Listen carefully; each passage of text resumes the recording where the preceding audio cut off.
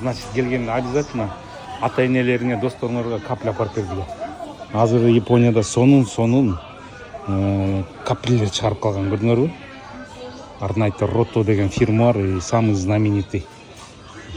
Ну, келгенде анан көрөсүңөр да, өзүңөр тиги акчаны карап аласыңар да.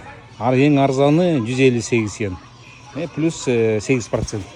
Но мен көрсөтөйүн деп аткан витамин эмес, спирулин деле эмес. Спирулин каякта эле? Ушакты көргөнүм болду. Азыр көргөсөм бар эле экен спирулин. Спирулин каякта? Ушактан көргөндө болдум элем, азыр спирулин. Аудирода жетиптир силерге тиги зеленый чайлар. Спирулинди багында көрдүм элем мен, тиги аябай оор экен, аны Казакстанда, Кыргызстанда сатып атат деп уккам. Муну, короче, издеш керек. Мен сага секретный эмени көрсөтөйүн деп атпаймынбы. Значит, шампуньду айтпай эле коеюн, потому что следующий раз айтам.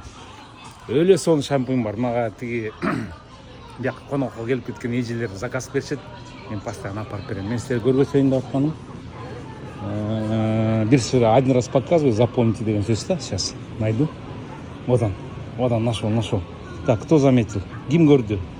Ким таныды? Таанып атасыңарбы? Көрүп атасыңарбы? Өлө сонун лекарство. Ой, лекарство дедимби? Мынакей. Мону. Бул деген эң сонун вещь. Эмнеге? Мен деген Москвага бардым, Санкт-Петербургка бардым, Кыргызстанда тамак жеп жүрдүм, коноктордо тамак жеп жүрдүм. Май башка экен. Түшүнүп атасыңар? Май башка. Тамак жасаган май. Например, пловтондон кийин отрыжка болот го, тиги кекиресиңер го. Кекиргенден кийин кызык бир май чыгат экен. Анда силер айтасың, байке биз майды кызытып туруп анан бышырабыз деп. Ал деген убакытта майды, казанды от жагып, анан казанга тиги майды куюп, анан пиязды куруп, анан ал майды муздатып, анан кайра тамак жасаганга убакыт кетет, 2 саат, 3 саат. Ошон үчүн мынакей, Япония келгенде обязательно оливковый кереги жок, оливковый силерде деле бар экен.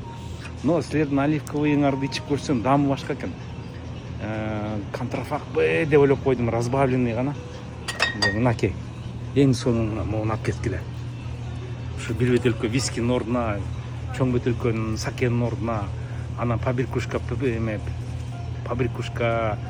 майда түрдө бирдеме албай, мына могуну алып кеткиле. Барып, ушундан тамак жасап, буну тиги обычный эле тиги чөп-чөптүн үстүнө эле куюп салат кылса болот. Не обязательно дрессингчи.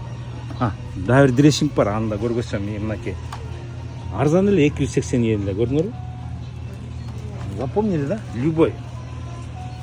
Мына көрдүңөрбү? 0 калорий деп жазып, көрдүңөрбү? Мону окуп атасыңар? 0 калорий деген сөз. Кандай сонун, Ушуну алсаңар болот, мынакей. Потому что бул деген скоро кымбаттап баштайт, жоголуп баштайт. Башка өлкөлөрдөчү. Анан тиги айымдарга үйдө салат жасагыла, самый сонун дрессинг мынакей могул. Эң сонун дрессинг мурун 20 жыл мурундан бери балдарга берип койгон бир нерсе алыпчы. Мынакей шиза дрессинг деп коет. Шиза.